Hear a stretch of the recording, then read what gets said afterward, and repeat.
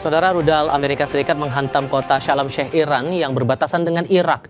2 orang tewas dan 11 orang terluka akibat serangan itu.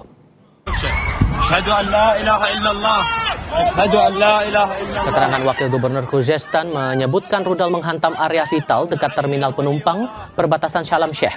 Media lokal Irak melaporkan serangan turut menyasar area peristirahatan kepolisian Iran. 11 korban luka akibat hantaman rudal Amerika Serikat dibawa ke fasilitas medis terdekat untuk mendapat perawatan.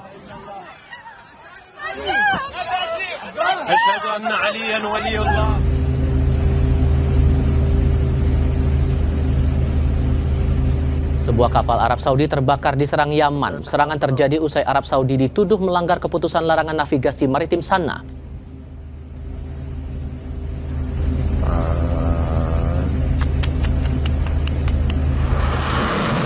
Kelompok Houthi mengklaim telah menyerang 2 kapal tanker minyak Arab Saudi dalam sebuah operasi militer. Houthi menuding kedua kapal tanker Saudi telah melanggar blokade laut yang diberlakukan di perairan Laut Merah. Houthi mengklaim pasukannya menargetkan kapal-kapal tanker tersebut dengan sejumlah rudal balistik dan rudal jelajah serta drone.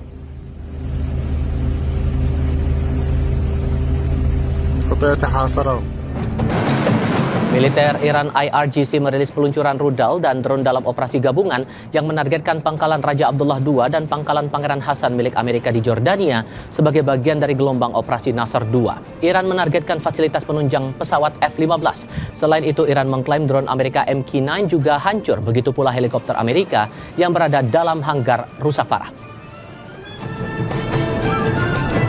Proksi Iran di Yaman memanas dengan menyerang tanker Arab Saudi, sementara Amerika menyerang Iran hingga perbatasan Irak. Apakah Iran akan menyeret sekutu AS untuk masuk dalam perang terbuka ini? Kami akan bahas bersama pakar geopolitik dan keamanan nasional Wibawanto Nugroho Widodo dan dosen International Institute for Islamic Studies Qasem Muhammadi. Selamat sore semuanya dengan Tifal di sini. Selamat sore, Mas. Terima kasih sudah bergabung bersama kami. Bung Qasem, sebetulnya apa yang diharapkan dari Iran? Apakah kemudian akan menyeret kelompok-kelompok lain untuk membalas serangan AS ini lebih besar lagi? Iya, saya kira bahwa Iran sedang mengubah ancaman menjadi peluang yang belum pernah terjadi sebelumnya. Perlu dipahami bahwa Iran tidak hanya sekadar mempertahankan diri atau melakukan pembalasan terhadap serangan-serangan Amerika Serikat, tapi Iran sedang menciptakan tatanan baru di Timur Tengah itu. Langkah pertamanya adalah debasification, itu istilahnya debasification, artinya penghapusan keberadaan pangkalan-pangkalan Amerika Serikat itu di kawasan ini. Sekarang Anda bisa melihat bahwa pangkalan-pangkalan Amerika telah hancur total ataupun secara praktis sulit untuk digunakan. Bahkan saat ini serangan-serangan pun dilakukan dari luar pangkalan seperti yang terjadi di Kuwait dan tempat-tempat lainnya. Saya kira kalau tujuan selanjutnya Iran itu adalah membangun dominasi penuh atas Selat Hormuz. Saya harus menekankan bahwa sebelum tanggal 28 Februari pun Iran telah memiliki kekuasaan atas Selat Hormuz selama 47 tahun, namun demi menjaga hubungan bertetangga yang baik serta kebijaksanaan persahabatan dengan bangsa-bangsa di kawasan, Iran baru coba tidak menerapkan kekuasaan tersebut. Tapi sekarang sangat beda, setelah itu diserang, pasti kebijaksanaannya juga berubah. Oke, pertanyaan barunya juga begini Mas Wiba, kalau kemudian AS akan berjanji Iran akan membayar mahal atas gugurnya prajuritnya di Yordania dan Irak, maka kemungkinannya AS akan membalas bagaimana? Karena kita pernah ingat ada upaya menyasar fasilitas listrik dan jembatan juga. Apakah kemudian fasilitas sipil ini akan eskalasinya lebih besar atau tidak? Jawabnya nanti ya, kita jeda dulu, tetap di Kompas TV.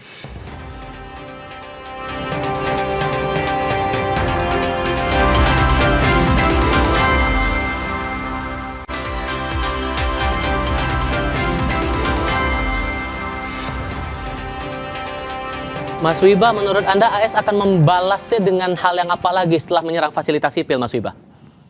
Ya, jadi itu ngeliatnya gini ya, sekarang itu konfliknya tuh masuk yang namanya tuh fase eskalasi yang kedua ya. Jadi yang dipertaruhkan itu bukan hanya Teheran dan Washington dalam hal hubungan diplomatik mereka, Tetapi ini udah bicara mengenai arsitektur keamanan yang ada di Timur Tengah, keamanan jalur energi global di dua selat, di dua choke points yang ada di sana, Bab el-Mandab dan Hormuz.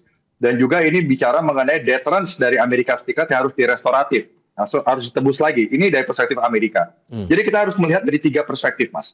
Yang pertama perspektif Washington, ya. Yang pertama ini memulihkan credible deterrence mereka, ya, setelah serangkaian serangan kepada pangkalan-pangkalan militer Amerika dan tewasnya tentara Amerika.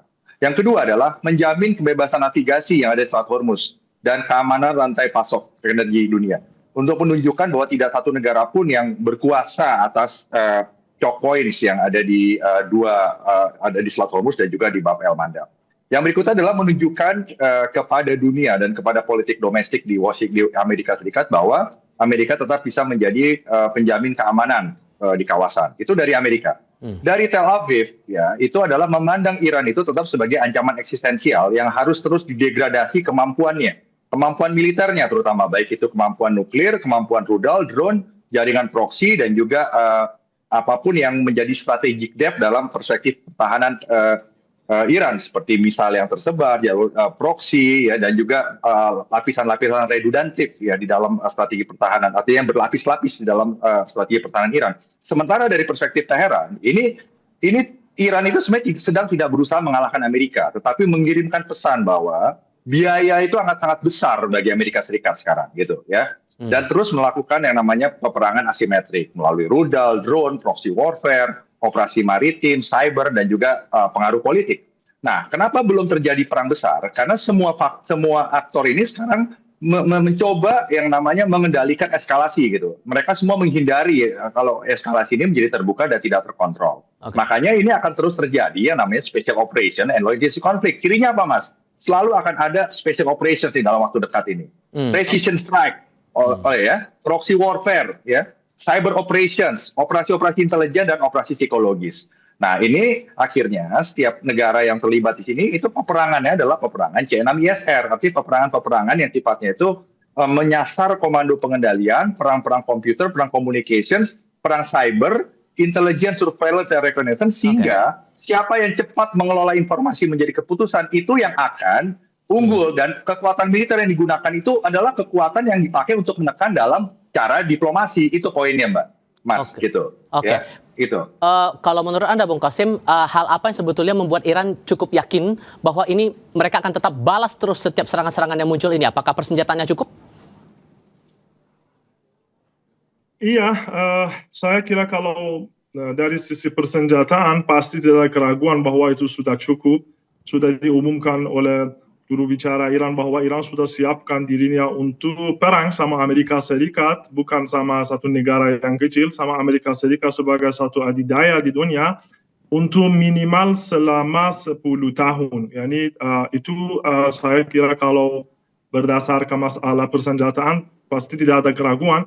Dan saya, sebagaimana yang saya tadi katakan, saya rasa Iran sekarang berupaya untuk menancapkan pengaruh dan kendali penuhnya atas selat strategis Hormuz itu dengan cara melambungkan biaya operasional serta risiko bagi Amerika Serikat dan sekutu-sekutu regionalnya. Khususnya untuk menghadapi Amerika Serikat terhadap 3 taktik utama yang sekarang dijalankan oleh Iran. Pertama, masalah tekanan ekonomi domestik. Artinya Iran sekarang berupaya untuk memicu lonjakan harga bahan bakar dan komoditas global. Langkah ini saya kira didesain untuk menciptakan inflasi dan tekanan ekonomi langsung di dalam negeri Amerika Serikat. Ya, itu satu. Kedua, masalah korban jiwa. Maksudnya beberapa hari yang lalu itu kita dapatkan informasi bahwa Amerika Serikat sendiri mereka umumkan bahwa ada sebagian korban dari tentara Amerika itu, dan saya pasti bahwa itu minimal yang diumumkan pasti saya kira itu minimal 5 atau 6 kali lipat korban yang dihasilkan oleh serangan Iran itu.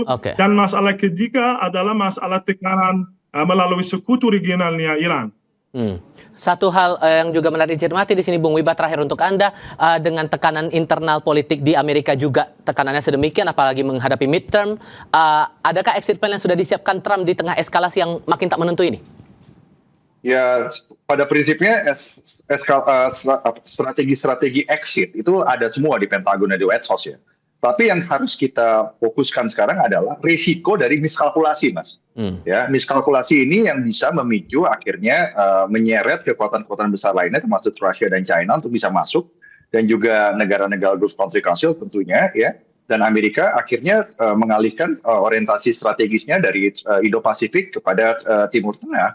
Dan ini menimbulkan risiko langsung kepada negara kita ya, karena ini pasti harga energi akan terganggu lagi, rantai pasok juga akan terganggu, harga-harga impor akan naik, dan juga kalau Amerika itu beralih ke Timur Tengah, berarti akan ada dinamika yang terganggu juga, keseimbangan di Indo-Pasifik gitu. Dan ini perebutannya itu adalah perebutan terhadap siapa yang mengatur konfigurasi regional security complex di Timur Tengah. Jadi ini bukan perang untuk menghancurkan Amerika, menghancurkan Iran, atau menghancurkan Israel gitu. Jadi ini perang yang dimana sekarang semua menghindari perang terbuka, tetapi harus memenangkan pertarungan siapa yang akan mendesain regional security complex baru di Timur Tengah gitu. Makanya ini akan terus special operations, proxy war, cyber operation, tetap Washington akan mainkan.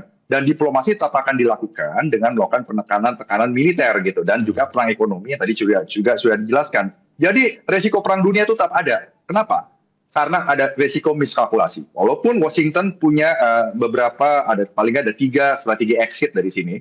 Tetapi resiko untuk miskalkulasi itu sangat besar. Apalagi ini sudah menyangkut tewasnya tentara Amerika gitu. Karena ada doktrin bahwa satu tentara Amerika yang tewas itu harus diganti juga dengan multiple reactions dari sisi Amerika. Itu dari saya. Oke, Mas Wiba, Bung Kasim, terima kasih banyak sudah berdiskusi bersama saya kali ini. Saya selalu untuk Anda berdua. Selamat sore. Selamat sore.